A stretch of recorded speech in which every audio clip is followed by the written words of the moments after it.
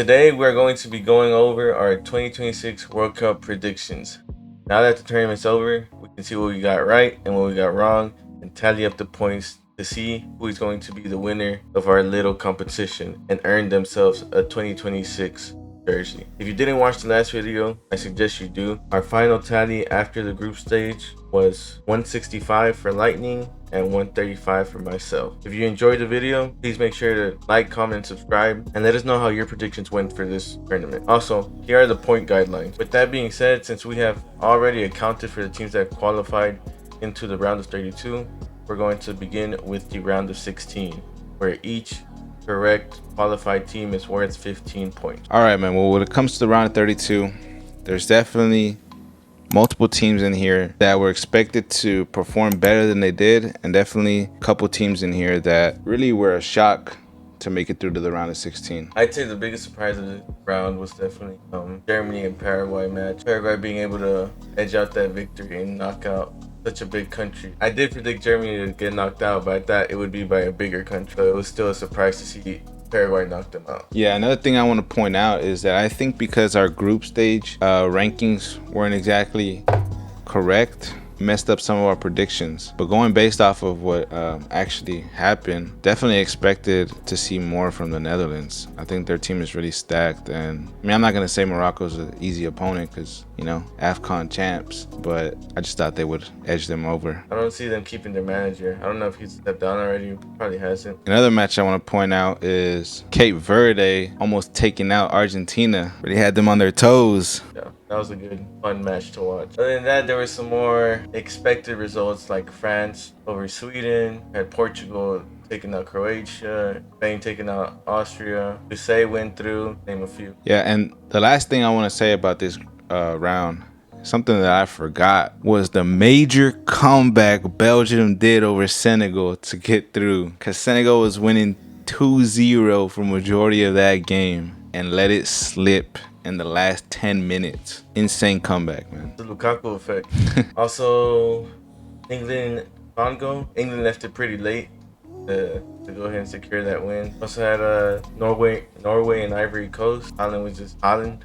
With all that being said, we're going to go ahead and tally up how many of the teams we got correct to advance into the round of 16 and add it up to our total score. All right, guys. So after tallying up our points, we both had 12 countries making it through to the round of 16, giving us each 180 points to our total tally.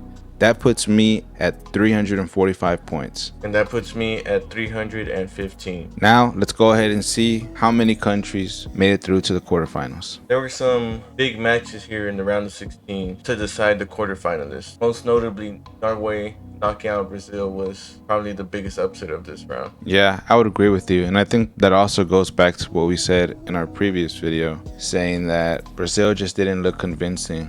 And I guess it was only a matter of time before they went up against somebody who was going to take advantage of that. Yeah, Norway definitely did. They looked like a solid team, impressive performance. This round also saw the end of one of the GOAT's World Cup career, probably.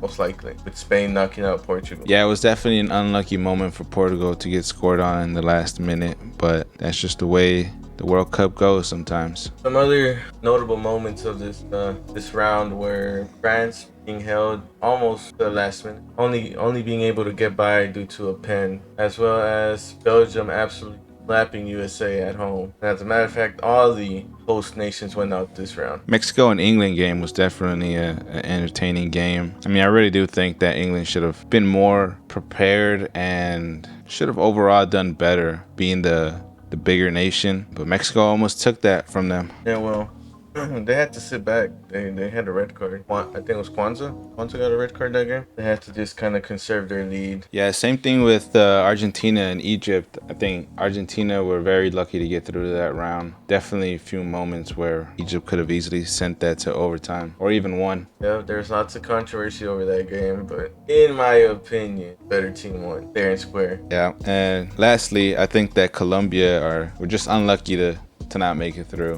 The game got sent to a pen shootout, and anytime you get to a pen shootout, it's up in the air who's going to make it through. Now, we'll tally up our points and see how many nations we got correct to make it through to the quarterfinals. For this round, all the teams that qualified for the quarterfinals are going to be worth 25 points. And after tallying them all up, I had 5 correct, which means my score is now 440 points. I, on the other hand, only had 4 correct, which bumped me up to 445 points. Now we'll go ahead and look at these quarterfinals matches and see who qualified for the semis. I think in regards to the quarterfinals, I can say that they went about as expected as we would have thought. I think all the teams that looked like the better teams and looked like they would be the ones to go through made it through. As for France and Spain, I think what you said does apply. I think those were the teams expected to win, and it was a pretty comfortable win, I'd say. On the other hand, Argentina struggled against Switzerland pretty much up until the Embolo red card for Switzerland. After that, it was kind of game over. Yeah, I think after that moment,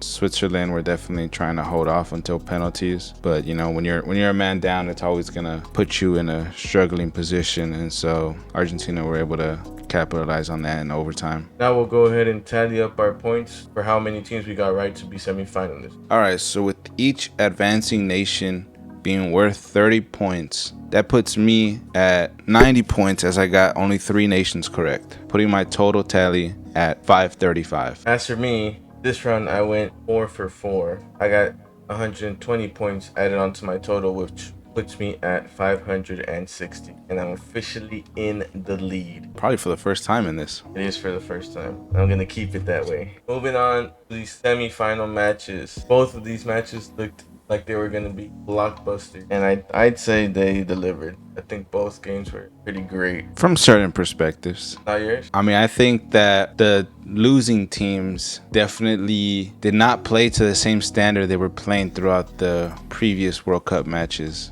And I mean, for France and Spain, yeah, it looks a whole lot better on Spain. But I think that with the squad that France has, there's no reason why they should not have dominated throughout this whole tournament. It was a bit disappointing on them. Although that is true, I also think Spain just showed that as a team, they were just impenetrable. A few chances here and there for France, but overall, Spain was just kept all those star forwards quiet. Yeah, definitely true. And as for the England and Argentina game, another performance from a top team like England to just be extremely disappointing after being 1-0 up. Yeah, the decision to just stay back, I don't know. They say hindsight is 20/20, but I think everyone could see the moment it happened that it was the wrong decision. Yeah, me personally, I always hate seeing teams try and defend off a 1-0 lead, especially in this moment when there was still so much game time left. I just don't understand why these teams that do that want to invite all that pressure in their box when something like a comeback ends up becoming inevitable. I was gonna ask you, do you think Tuchel should have been sacked after? I think he's lucky because of his contract to have kept his job, to be honest. I think that it just showed a lack of technical decision making from him. And I think there's definitely a ton of England fans that are just also disappointed in him and wanted him to be gone the next day. It does look like they're gonna stick with him and he'll be their manager for the Euros. So we'll just have to see how that goes and see if he's learned from his mistakes, or maybe he just goes and does it again. Maybe when the lights are brightest, he resorts to just doing that. Yeah, and we'll also see how the English Football Federation will feel about keeping him on when they practically had Pep Guardiola guaranteed to come in and take over. On the other side, with France being knocked out, this champs final game as French manager. Now we'll go ahead and tally up our scores. With each qualifying team being worth 50 points, I come out with a whopping 0 points. Because I just expected more from France and Portugal. And that leaves me still at 535 points. I, on the other hand, once again continue my streak, and I went 2 for 2 predicting the correct Spain and Argentina final, which puts me at 660 points. We will now move on to the third place match before we go over the final. The bronze final was France versus England. Some would argue should have been the final. The way it played, wish it was the final. Yeah, that would have been a generational final, I'm not gonna lie. 6-4 is a crazy scoreline. I'll be honest here. After watching the first half and seeing England winning 4-0, I turned it off.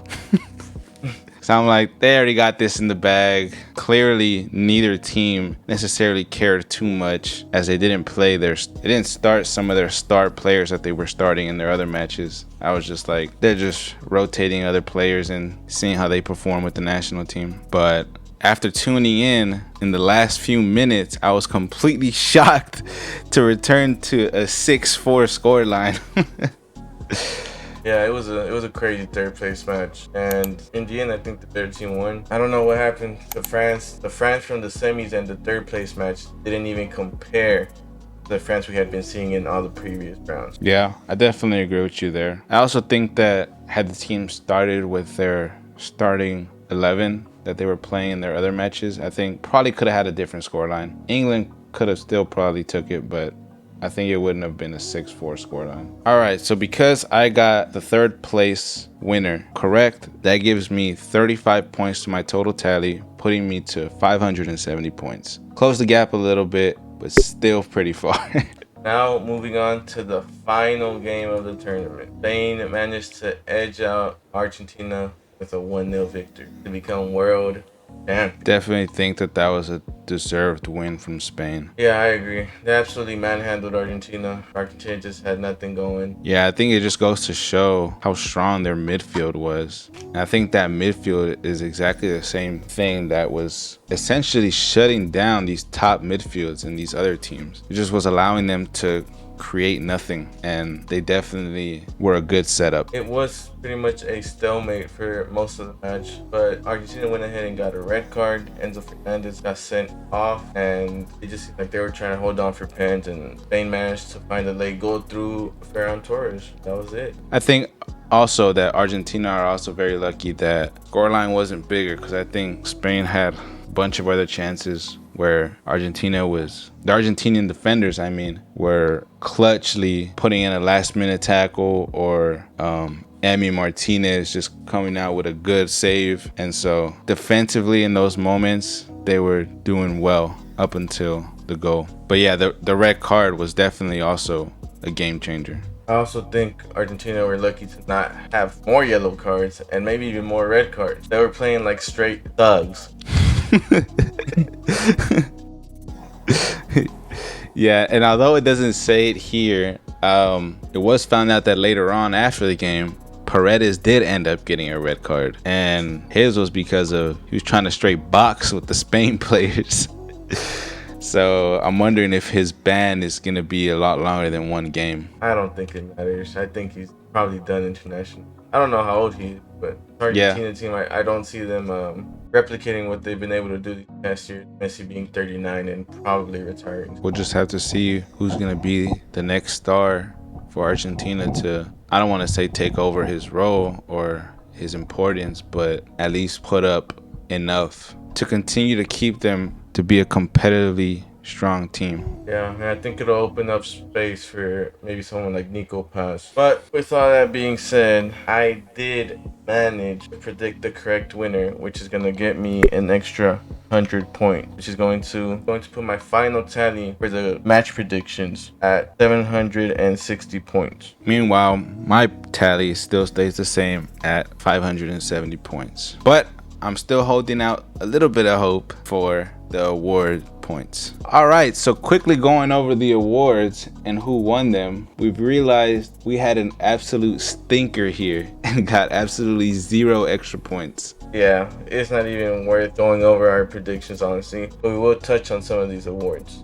and the actual winners. Starting off with the MVP award, I think that because Spain won it, I could definitely understand and see how Rodri was the best player. I do see it, but I still think Messi should have gotten it. I think the carry job he did for Argentina was insane, especially at his age. But if anyone else did deserve it, it was Rodri, for the way he was commanding that midfield. Yeah, and not only that, but leading the team as the captain and still being able to keep them together and, yeah, like you said, keep them dominant. It's definitely understandable how he was chosen. And then the Golden Glove was awarded to Unai Simon which if you watch the video, I very clearly said I did not believe in him. I thought Raya or Joan Garcia should have been starting, but hey, he proved me wrong, and I'm pretty sure you proved a lot of people wrong with his performances. Yeah, definitely. I think the fact that, like I said, how dominating their team was, he was able to keep some clean sheets, and that definitely helped his case a lot. Yeah, I mean, they only conceded 1 goal this whole tournament, and a lot of that has to do with him,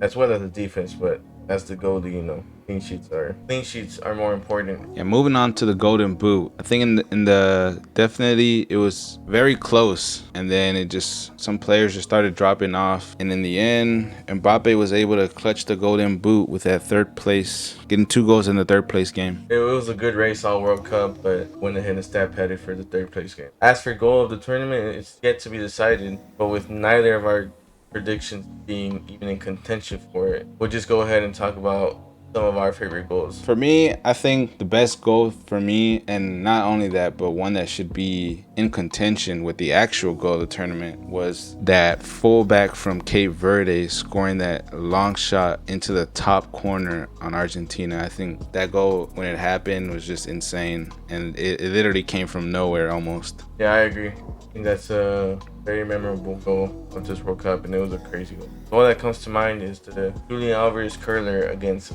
Switzerland, I think. As well as the Jude Bellingham run into the box and little low finish with his weak foot to the far corner against Mexico, I believe. I think that was Mexico. Yeah, I know what you're talking about. Those are definitely some good goals. But we'll have to wait and see what gets officially awarded the goal of the tournament. Moving on to the best young player, we were again wrong with our predictions, and yeah, because of the whole only 1 goal conceded from Spain, definitely showed how strong their defense was. And for him being so young, I think it was rightfully awarded to Kubarsi. Yeah, I agree. I think Kubarsi did great. Really showed up. He didn't have the best club season, but the sign of things to come, be a good season coming up for him. Now, the most assists. Because my prediction was just an absolute 180 from his season, that being Bruno Fernandes, I did not see Olise having that many assists. Yeah, I think I was on the right track. I knew someone was going to have to be feeding Mbappe. I just chose the wrong French superstar. Went for Due instead of Olise. Yeah, I think Olise was definitely unlucky to not be able to get any goals, but his creativity really showed with his ability to find his other French attackers and being able to put them in a position to